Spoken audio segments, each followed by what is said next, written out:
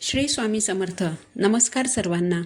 श्री स्वामी समर्थ कृपा या माझ्या यूट्यूब चॅनलवर सर्वांचं मनापासून खूप खूप स्वागत. तुमचा आजचा दिवस सुखाचा, आनंदाचा आणि भरभराटीचा जावो हीच मी स्वामींच्या चरणी प्रार्थना करते आणि आज या नवीन व्हिडिओला सुरुवात करते. 29 जुलै 2026 वार आहे बुधवार आणि या दिवशी आलेली आहे गुरुपौर्णिमा. आपल्या गुरूंप्रती कृतज्ञता व्यक्त करण्याचा हा दिवस. या दिवशी गुरु आणि शिष्य यांच्या नात्याचा पवित्र उत्सव साजरा केला जातो. गुरुपौर्णिमा निमित्ताने आपण सगळे लाखो करोडो गुरुभक्त गुरुचरित्राचं पारायण करत असतो. या काळात दत्ततत्व खूप मोठ्या प्रमाणावर पृथ्वीवर कार्यरत असतं. या काळात जर आपण गुरुचरित्राचं पारायण केलं तर ती अत्यंत प्रभावी सेवा ठरते. कारण गुरुचरित्राचं पारायण करणं या सेवेसारखी दुसरी सेवा नाही. आणि जी व्यक्ती गुरुचरित्राचं पारायण करते ती व्यक्ती अत्यंत पुण्यवान ठरते. परंतु श्री गुरुचरित्र या ग्रंथाचं पारायण करताना अतिशय कडक नियमांचं पालन करावं लागतं. त्यामुळे बऱ्याच दत्तभक्तांना गुरुचरित्राचं पारायण करणं शक्य होत नाही.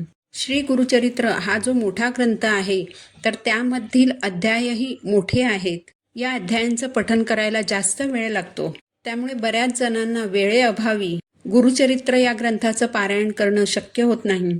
तर ज्यांना गुरुचरित्र या ग्रंथाचं पारायण करणं शक्य नाही तर त्यांनी दत्त महाराजांची श्री गुरुचरित्र पारायणा इतकीच अत्यंत प्रभावी अशी दुसरी कोणती सेवा करावी याची माहिती मी तुम्हाला आज या व्हिडिओमध्ये सांगणार आहे. यासाठी तुम्ही व्हिडिओ शेवटपर्यंत ऐका. चॅनलवर नवीन असाल तर चॅनलला सबस्क्राईब करा आणि असेच माहितीपूर्ण व्हिडिओ पाहण्यासाठी बेल आयकॉनला देखील प्रेस करा. तर गुरुपौर्णिमेनिमित्त श्री गुरुचरित्र पारायणा इतकीच अत्यंत प्रभावी अशी दत्त महाराजांची जी दुसरी सेवा आहे ती म्हणजे दत्तबावनी. दत्तबावनी ही दत्त महाराजांची अतिशय प्रभावी सेवा आहे. या दत्तबावनीमध्ये गुरुचरित्र ग्रंथातील 52 अध्यायांचे सार सामावलेले आहे. या दत्तबावनीच्या पठणाने अनेकांचे अनेक प्रश्न मार्गी लागले आहेत. दत्तबावनीचं पठण करण्यासाठी जास्त वेळ लागत नाही. तर गुरुपौर्णिमेपर्यंत तुम्ही या दत्तबावनीचं रोज नक्की पठण करा. याचबरोबर तुम्ही अत्यंत प्रभावी अशा घोर कष्टोद्धारण स्तोत्राचं पठण करू शकता. हे दत्त महाराजांचं अत्यंत प्रभावी असं स्तोत्र आहे. याला अघोर कष्टोद्धार स्तोत्र असंही म्हणतात. या स्तोत्राच्या नावातच या स्तोत्राचा अर्थ सामावलेला आहे. घोर कष्टोद्धारण स्तोत्राचा अर्थ आहे घोर कष्ट उद्धार स्तोत्र.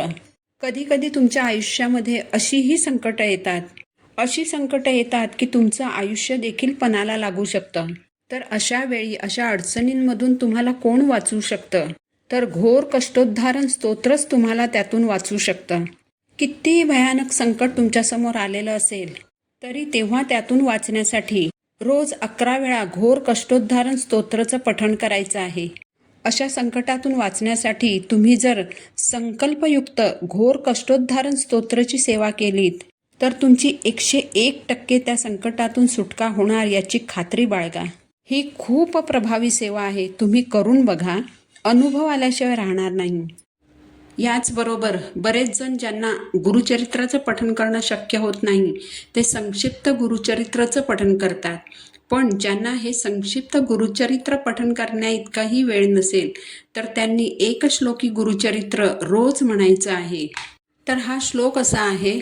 दत्ताचा अवतार झाला कलियुगी श्रीपाठपीठापुरी, त्यामागे दुसरा नृसिंह सरस्वती करंज ग्रामांतरी, तीर्थे हिंडत पातला भिलुवाडीची ये संगमा, तेथुनी मठ गाणगापुरी वसे वारी दिनांचे श्रमा. तर हे एक श्लोकी गुरुचरित्र गुरुपौर्णिमेपर्यंत तुम्ही रोज सकाळी 11 वेळा म्हणू शकता. हे एक श्लोकी गुरुचरित्र 11 वेळा म्हणण्यासाठी तुम्हाला फक्त 7 ते 8 मिनिटे इतकाच वेळ लागणार आहे. म्हणून गुरुपौर्णिमेपर्यंत ही एक सेवा तरी तुम्ही नक्की करा. याचबरोबर तुम्ही अतिशय प्रभावी अशा गुरुपादुका अष्टकचंही पठण करू शकता. हे गुरुपादुका अष्टक दिवसभरात जेव्हा तुम्हाला वेळ मिळेल तेव्हा तुम्ही म्हणू शकता किंवा संध्याकाळी देखील तुम्ही ही सेवा करू शकता. ही सेवा जर तुम्ही संकल्पयुक्त करणार असाल तर सेवेला सुरुवात करण्यापूर्वी संकल्प करायचा आहे आणि त्यानंतर गुरुपौर्णिमेपर्यंत ही सेवा तुम्हाला करायची आहे. हे गुरुपादुका अष्टक अत्यंत साधे आणि म्हणायला अगदी सोपे आहे. हे गुरुपादुका अष्टक गुरुपौर्णिमेपर्यंत तुम्ही रोज म्हणू शकता. तुम्ही मोबाईलवर लावून श्रवण देखील करू शकता.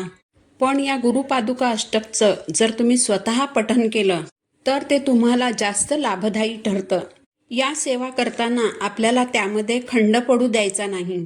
म्हणजे एक दिवस सेवा केली आणि दुसऱ्या दिवशी सेवा केली नाही असं आपल्याला करायचं नाही. तर गुरुपौर्णिमेपर्यंत रोज आपल्याला ही सेवा करायची आहे. याबरोबरच तुम्ही दत्तगुरूंचं नामस्मरणही करू शकता. नामस्मरणात खूप ताकद आहे. कित्येकांच्या कित्येक अडचणी ह्या केवळ दत्तगुरूंच्या नामस्मरणानेच दूर झाल्या आहेत. जेवढं आपण दत्तगुरूंचं नामस्मरण करू तेवढे आपण महाराजांच्या जवळ राहू, महाराजांच्या आसपास राहू. यामुळे दत्त महाराजांची आपल्यावर कृपा राहील. नामस्मरणासाठी कोणताही काळ किंवा वेळेचं बंधन नाही. तुम्ही तुमची घरातील किंवा इतर कामं करता करताच दत्त महाराजांचं नामस्मरण करू शकता. तुम्ही दिगंबरा दिगंबरा श्रीपाद वल्लभ दिगंबरा या मंत्राचा दिवसभर जप करू शकता. अवधूत चिंतन श्री गुरुदेव दत्त या मंत्राचाही तुम्ही जप करू शकता. या सर्व सेवा खूप खूप प्रभावी आहेत. गुरुपौर्णिमेच्या निमित्ताने आपल्याला दत्त महाराजांची सेवा करण्याची संधी मिळाली आहे. ज्यावेळी आपण ह्या सेवा करतो ना तेव्हा आपल्या भोवती एक संरक्षक कवच तयार होत असतं, जे आपलं संकटांमध्ये रक्षण करतं. तर या सेवांमधील कोणतीही एक सेवा तरी तुम्ही गुरुपौर्णिमेपर्यंत नक्की करा. ही माहिती तुम्हाला आवडली असेल तर व्हिडिओला लाईक करा, चॅनलला सबस्क्राईब करा. पुन्हा भेटू नवीन व्हिडिओसोबत. तोपर्यंत श्री स्वामी समर्थ.